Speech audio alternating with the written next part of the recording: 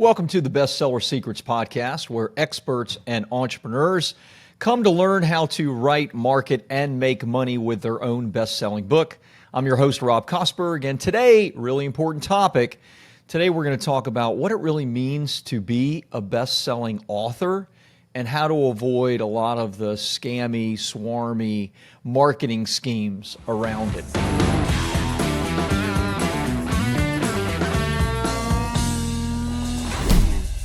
Unfortunately, over the last 11 years that I've been in business with bestseller publishing, I've seen the credibility of really hitting the Amazon best-selling list take a hit.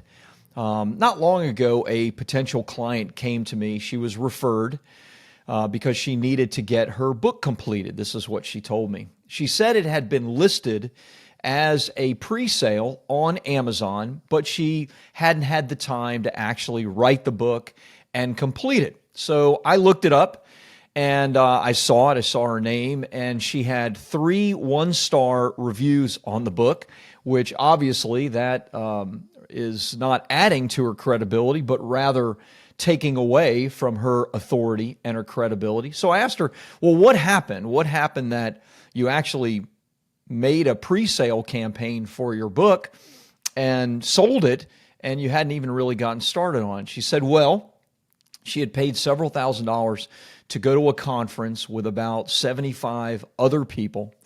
And the conference was actually a program where they were going to design a book cover, create a compelling title and subtitle, even perhaps create some of the table of contents, set up a pre-sale campaign. Then everybody at the conference was going to buy each other's books for 99 cents so that over a 1 or 2 hour period, they would all hit the bestseller list and could call themselves bestsellers. Now, this conference actually went on for a while, meaning that there were multiple iterations of this. Are these people really bestsellers? Well, of course not. And I advised her immediately that not only should she actually really write a book, but that she should remove this listing from Amazon as quickly as possible, because it was hurting her credibility. Because she claimed that she was going to be creating a book. She never actually did it, and it showed 3 one-star reviews, which of course, quite negative there. So if you want to hit the Amazon bestseller list for 1 hour in some obscure category, well, unfortunately, that is not what we're going to be talking about today, okay? That's not really a bestseller, and there is an important understanding of what the different lists are, like New York Times, Wall Street Journal, USA Today, and Amazon. Obviously, there are many ways to legitimately get on the bestsellers list, and you have to understand that you may fool yourself, but you're not really fooling anybody else when you have a few negative reviews and yet are claiming to be an Amazon best-selling author. So there's a few things to understand, and I want to take a few minutes and I want to break down the different lists so that you can understand what each list is and also understand the real way and credibility that's created for being on each one of these lists. So first and foremost, kind of the big daddy of them all, if you will, is the New York Times. The New York Times has the reputation of being the most prestigious list. However, over the last few years, it's been under fire quite a bit, especially from nonfiction authors, because the New York Times list is actually a curated list. Now, what does that mean? Well, what it means is that the New York Times has a selection committee and they curate the weekly list. Now, oftentimes they're looking at the number of sales that are taking place, of course. However, they have many times in the past put books on the list that don't really have enough sales to make the list, and where they've gotten a lot of heat is they've actually removed books from the list because they disagreed oftentimes with the politics of the authors. Bill O'Reilly is actually famous for that. He wrote the Killing series books, Killing Kennedy, Killing Lincoln, Killing Jesus, and he was the #1 nonfiction author in the United States. and was left off the New York Times list. In fact, if you Google or do a search on YouTube, you'll see several times that he rails against the New York Times list because he was not only on the New York Times list, but really he was the number one seller on the New York Times list, and they left him off completely. I saw this happen directly with Russell Brunson of ClickFunnels. We helped him, along with a number of others, to launch .com Secrets. When he launched his book, .com Secrets, he sold over 100,000 copies in the first month or two alone. He should have been not just on the list, but at the top of the list. However, they left him off the list entirely. You see, if your topic isn't a topic that's in line with their politics and their thinking, many times they may leave your book off the list entirely. They notoriously hate the idea of marketing and many times marketing and business related materials. So understand that the New York Times is a curated list. It's been under fire quite a bit, especially when it comes to nonfiction. Now, do you still want to be on the New York Times list? Obviously, everybody does want to be on that list.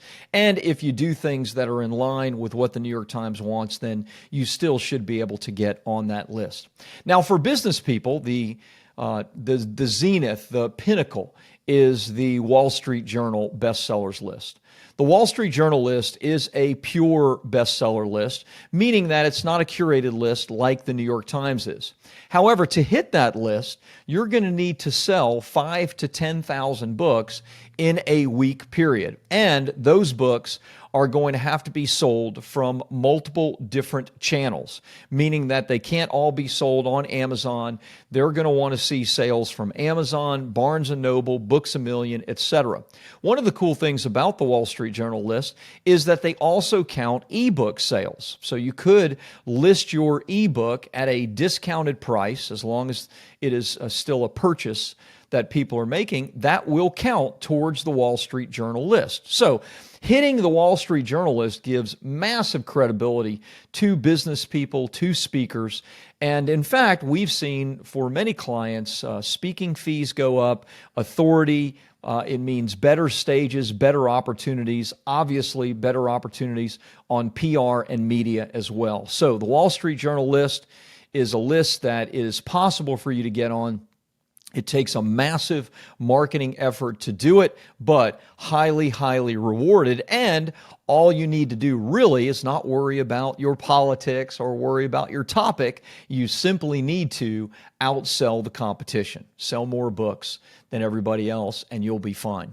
Next, Amazon. Now, I started in the beginning talking about how the Amazon list had been disparaged a little bit, but the reality with the Amazon list is when you hit it legitimately, Amazon is still the 800-pound gorilla in the publishing space. They sell more books by far than anybody else. It is a highly desirable and credible list, but you need to make sure that you're not of those that are just trying to hit the list for an hour or a day and claim you're an Amazon bestseller, but actually think of it like every other list is. This is how we think of it at Bestseller Publishing when we do launches for our clients.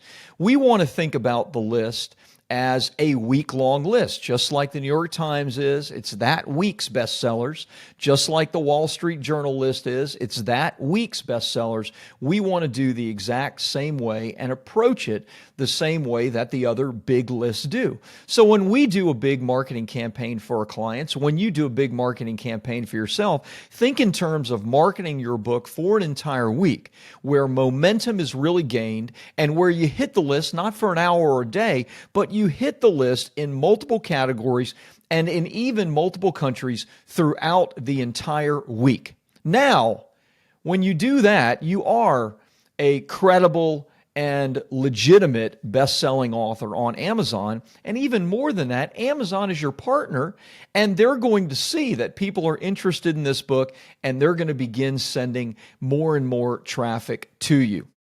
Remember, you don't need to have a massive platform to do this. We do this every day for authors that don't have a massive platform. We do it by putting their book in front of their platform, meaning putting their book in front of people that have already raised their hand and said, I am interested in this genre and in this topic. We do that with paid advertising on 50 to 60 websites. We do that with multiple press releases during our hard launch week. We do that with a big social media campaign. So millions of eyeballs are on our clients' books over that period of time, even if they have no email list and no social media following themselves. They can get thousands of downloads and sales in that week period so that they can legitimately hit the bestseller list on Amazon and even many other lists as well, like Barnes & Noble, USA Today, Wall Street Journal, etc. It's important to us to do it right because we actually guarantee it. To learn more, you can get a copy of my Wall Street Journal best-selling book, Publish, Promote, Profit, at publishpromoteprofit.com.